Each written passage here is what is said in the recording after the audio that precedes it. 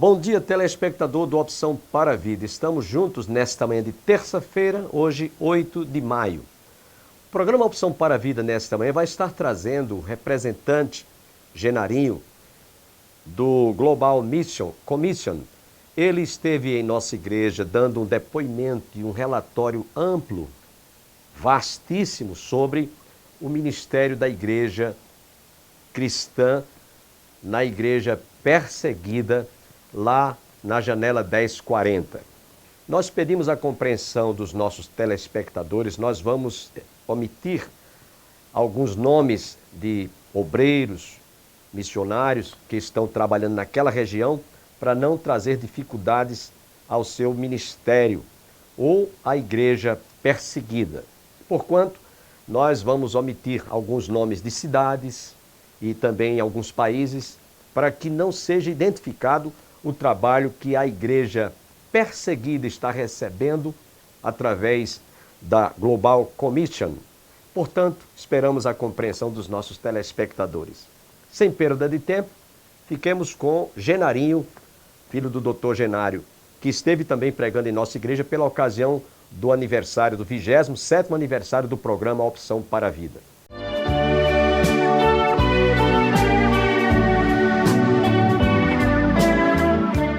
Pedir aos irmãos para abrirem suas Bíblias lá no livro de Miqueias.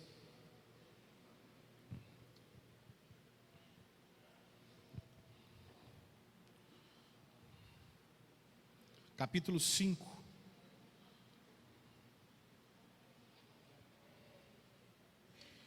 Miqueias, capítulo 5, nós vamos ler o verso 7.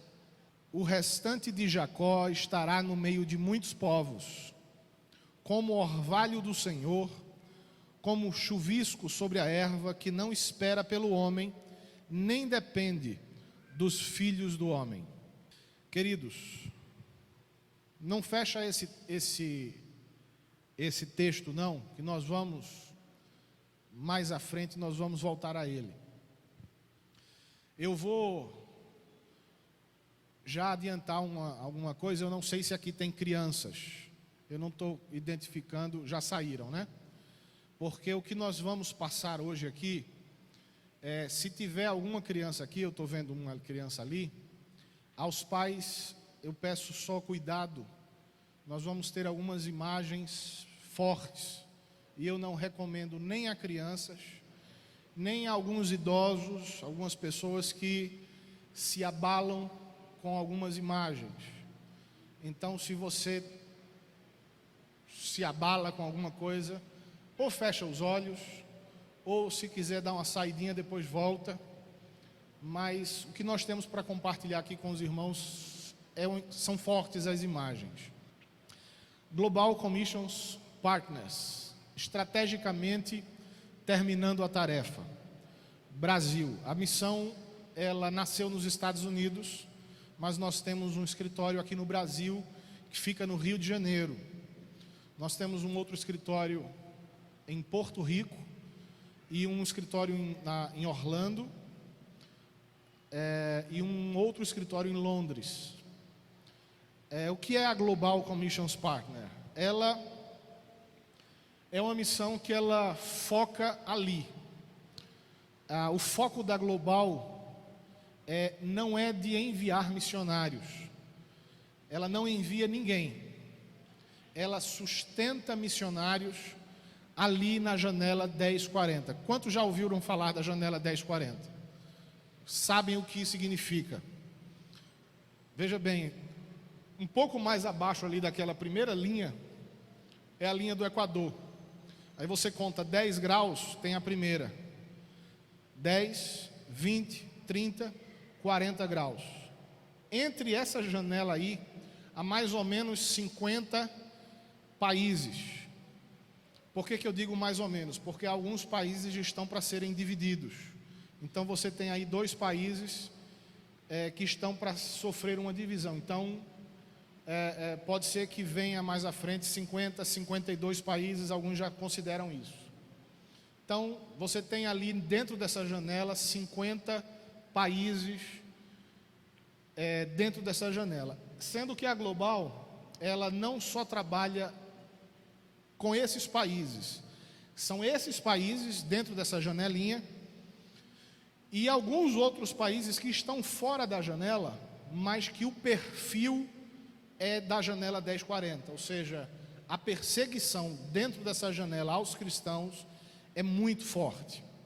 Então, a Global, ela investe em missionários nativos dentro da janela 1040 e perfil, onde a perseguição é intensa, é muito forte. Então, você vai ver aí os cristãos sob perseguição. Onde é que está os cristãos sob perseguição? Você vai ver ali, onde está mais escuro, extrema a perseguição, certo? Você vai ver ali, alguns países do continente africano, é extrema a perseguição. Você já vai ver ali a Nigéria, que está dividida em norte e sul. Eu estou aqui sem o laserzinho para mostrar para vocês, mas você tem ali a Índia, severa é um pouco mais clara, moderada já está mais roseada e esparsa está bem mais clarinha. Joia.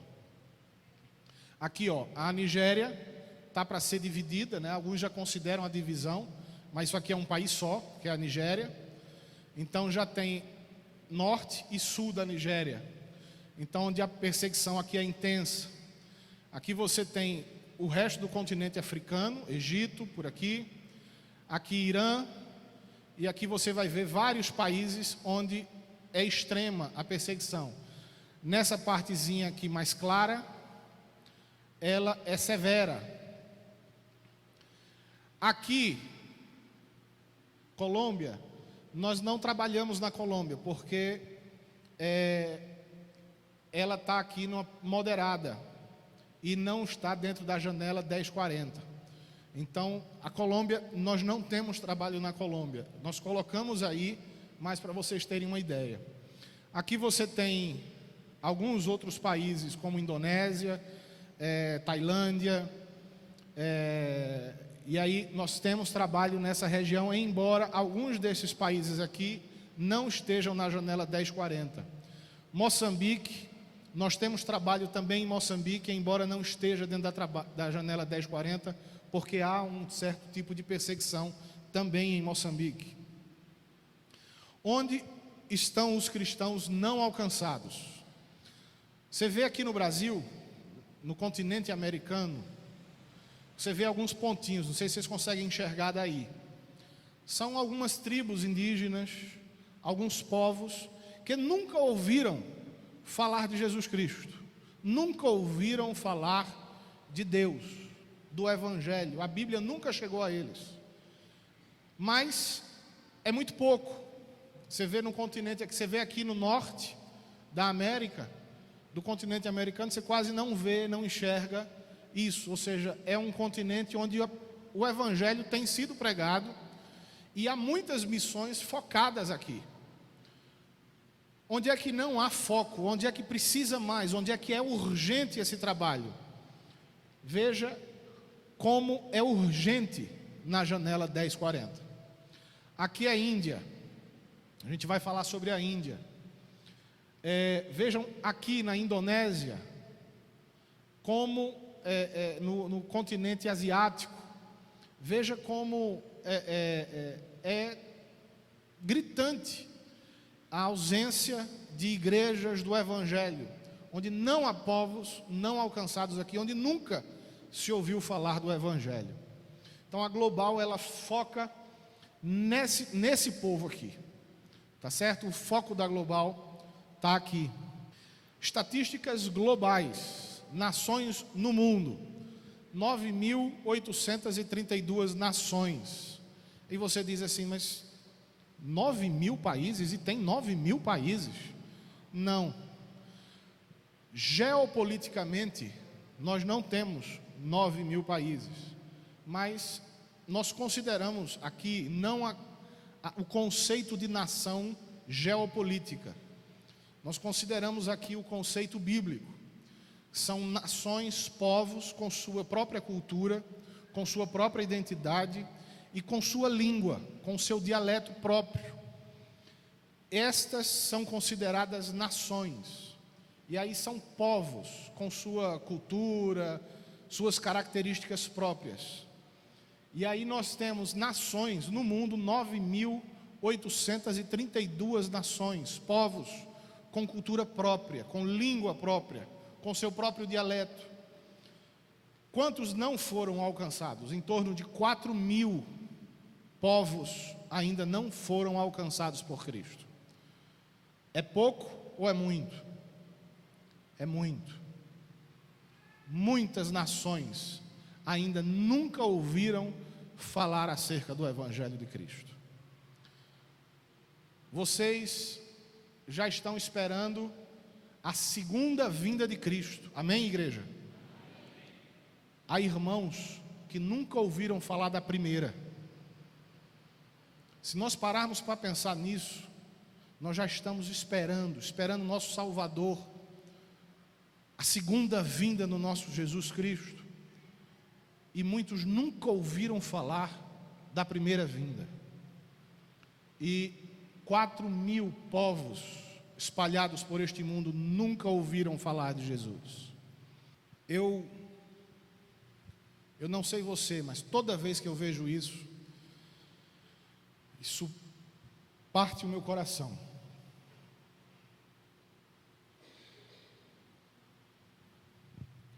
Aí está a Nigéria,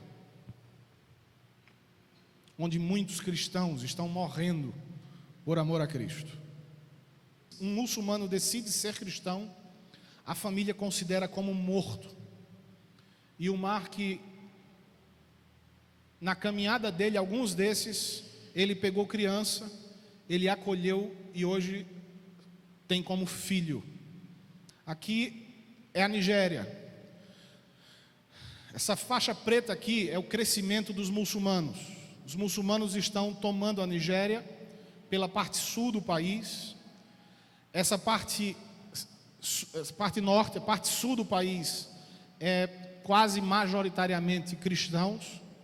A parte central, você vê aqui que tem vários povoados, várias regiões assim cortadas, divididas, são povos, são tribos, aldeias.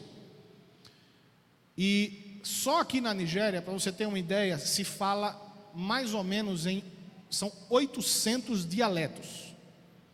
Cada povoadozinho desse aqui, às vezes fala uma língua diferente. Então, você tem aqui vários dialetos diferentes. A união desses povos é muito difícil. Eles se unirem é muito difícil, tem sido muito difícil.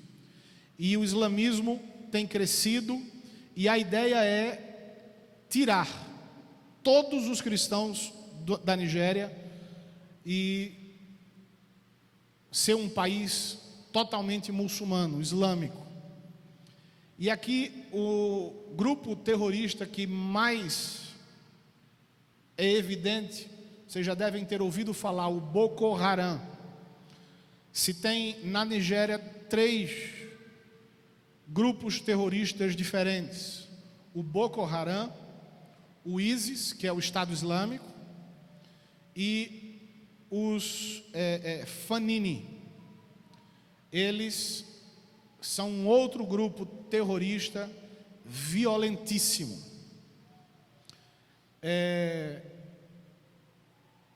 E aqui eles tentam tirar todos os cristãos à espada, à violência do país. E eles se reúnem assim, chamam esses grupos de hoodlums.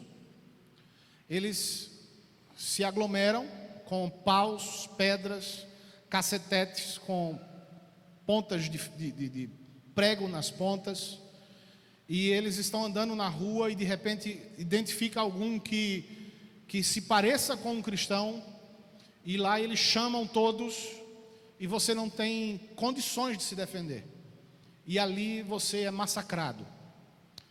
Havia uma mulher lá em Jos, que tinha uma mulher, uma crente, uma serva de Deus, que ela saía quase todas as manhãs com um alto-falantezinho portátil, e ela saía pelo centro da cidade pregando o evangelho. Disse: minha irmã, não faça isso. Você está pondo sua vida em risco. Se algum desses grupos a ver, vão matá-la. E ela disse: não, eu vou continuar fazendo o trabalho. Até que um dia,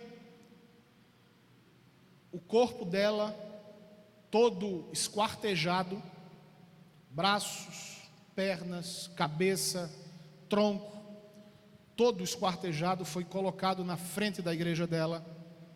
Ela foi achada nesse estado por um grupo desse aqui que ela se deparou. Algum provavelmente identificou e esperou ela sair no outro dia, e assim o fizeram. Quando eles não vêm com paus, eles chegam assim, com armas, e entram nas igrejas e simplesmente começam a atirar, ou fecham as portas e põem fogo. Quem consegue escapar, ótimo.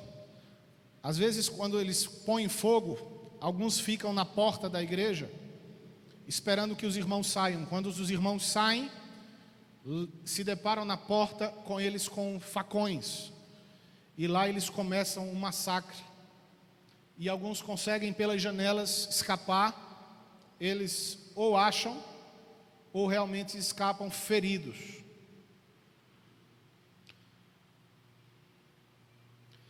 Reverendo Sayo Yakuba foi morto. Crianças, eles pegam as crianças pela cabeça e com um facão dão um golpe na nuca das crianças e elas morrem. Essa foto, ela está ampliada.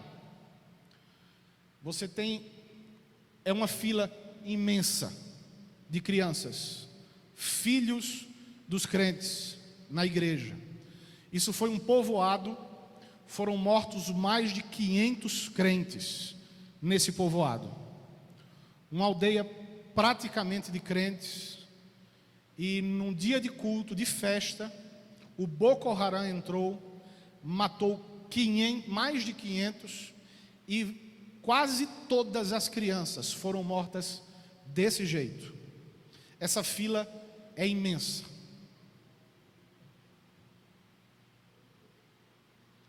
Os que conseguem escapar, ou são pegos dentro da mata e são mortos.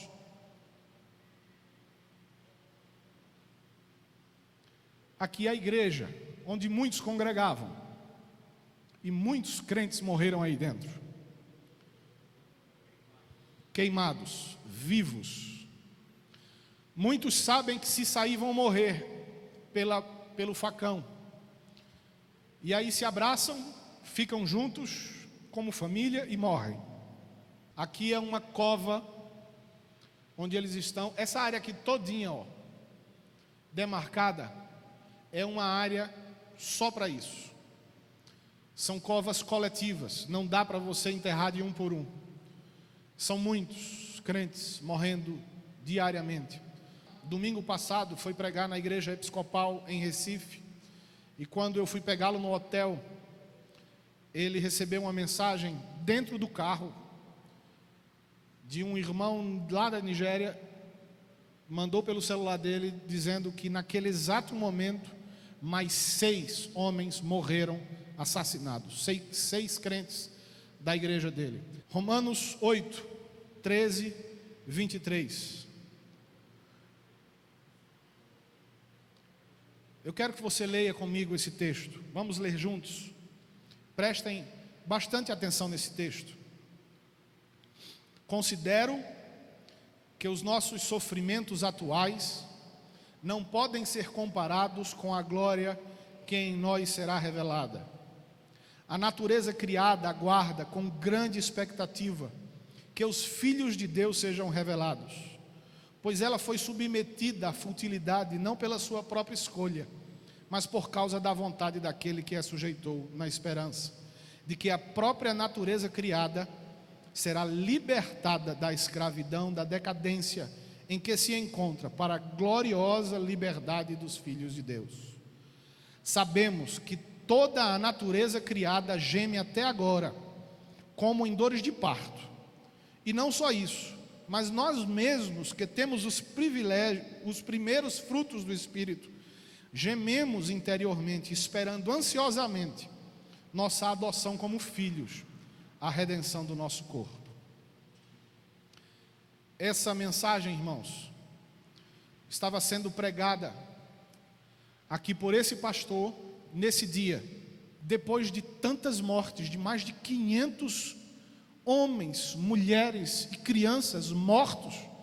A igreja ainda está de pé. Disse: está, quero ir lá assistir um culto. E ele disse: te levo domingo. Você realmente quer ir? Pode ser atacado a qualquer momento novamente. Essa é a igreja reconstruída após 3 meses. E essas mulheres são as mulheres do louvor. Esse é o pastor.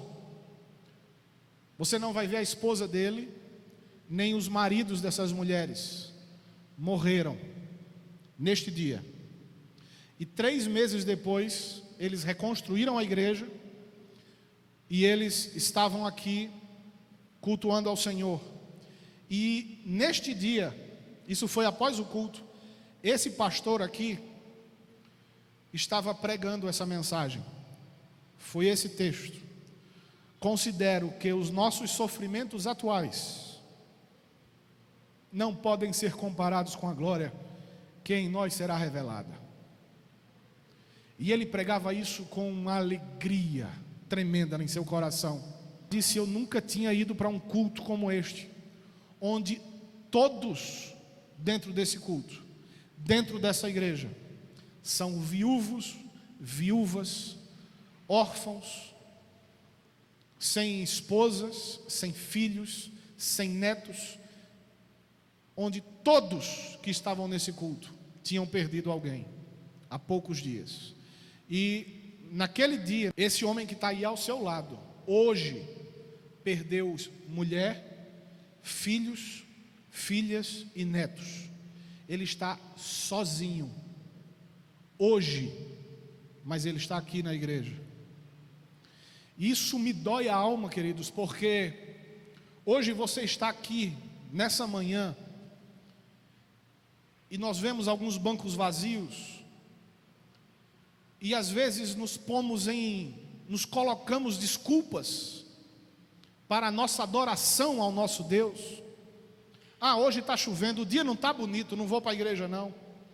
Ah não, hoje vai passar um programa interessante na televisão, eu não quero perder.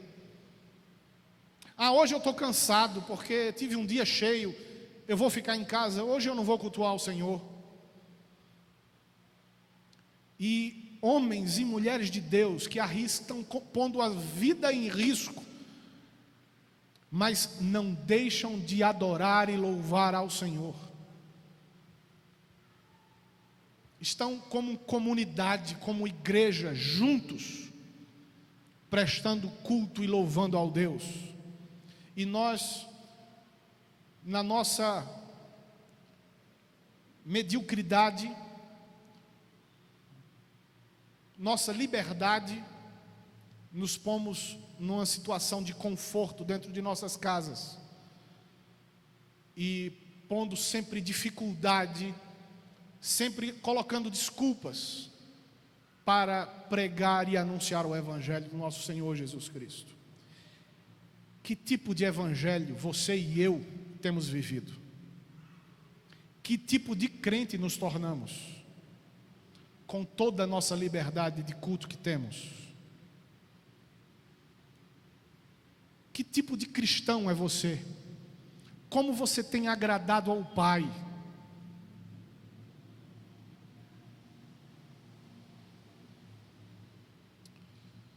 Um orvalho em meio à adversidade. O texto que acabamos de ler. O restante de Jacó estará no meio de muitos povos, como orvalho do Senhor, como um chuvisco sobre a erva, que não espera pelo homem, nem depende dos filhos do homem. Um orvalho no meio da adversidade. A Global tem buscado, no meio de tanta desgraça, de tanta violência, salvar alguns. Não dá para salvar todos. E ele foi às Nações Unidas pedir socorro, que as Nações Unidas intervenham na Nigéria para pressionar o governo, o presidente, a fazer algo a favor dos cristãos.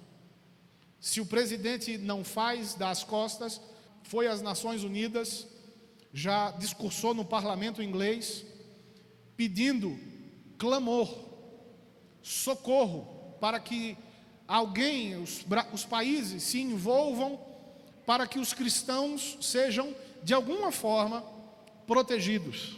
Conta que, quando estava passando por essa situação, ele disse: eu vou comprar uma arma.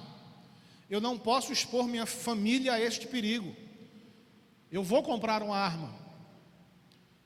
Nessa busca, nessa inquietação de sua alma, ele clamou ao Senhor, e o Senhor disse: o que é melhor, sabedoria ou arma de guerra? Sabedoria? Mas como é que a sabedoria vai resolver o meu problema? Como é que sabedoria vai parar essa matança?